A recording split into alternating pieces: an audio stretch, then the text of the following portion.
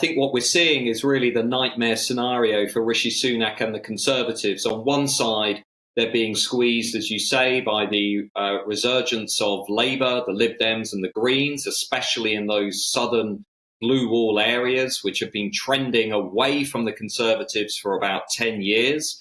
But also on the other side, we saw the biggest losses for the Conservatives at these local elections in those strongly pro-Brexit areas, in many northern industrial red wall types of areas. So not only is Rishi Sunak really losing some of those key southern Tory strongholds, but they're also now being chased out of that all-important territory in the red wall. Now, I would argue that the reason for that is because the Conservatives have never really made a choice. They've never really leaned in to what people wanted out of Brexit. They've continued to give them mass immigration. They've continued to give them all of the things that voters didn't really want ahead of 2016. And so they're not pleasing anybody. They're not really holding those levers, and now they're really losing those remainers. And I think this is why we saw the party plunge below 30% at the local elections, and why, if there were a general election tomorrow, Nigel, we would almost certainly have a Labour-led government, if not a Labour majority. Yeah, I mean, lots of speculation, Matthew, that, given these results, given that it's 36% vote share for Labour, it's not enough for them to win outright. But my feeling is a lot of those Lib Dem and Green votes would actually, in a first-past-the-post constituency system, Labour would pick up many of those votes next time round, is what I think.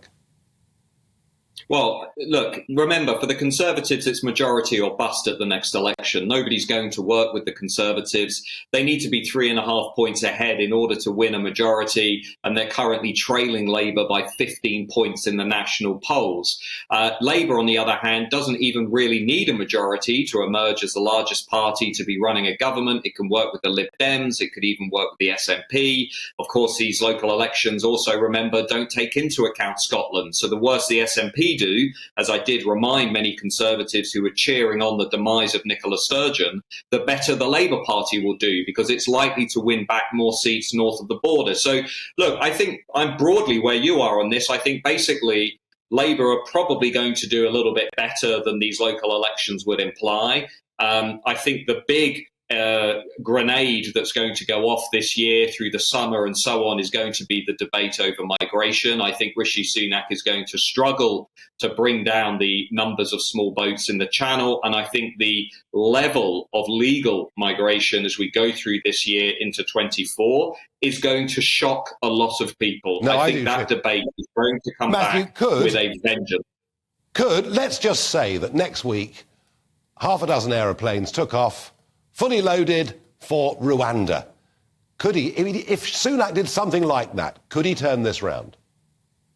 Well, I think that's part of the recovery story. He also needs inflation to collapse to 2-3%. And as we can see, core inflation, food price inflation is stubbornly persistent. He's going to need the small boats to really come down. And he's also, to be blunt, going to need legal migration to stay at reasonable levels. And I'm going to go out on a limb and predict that actually what we see at the end of May is going to be the complete opposite of that. I've got, very credible people who are very close to the data telling me that the last numbers of 504,000 are going to be massively eclipsed by what we're going to see at the end of May.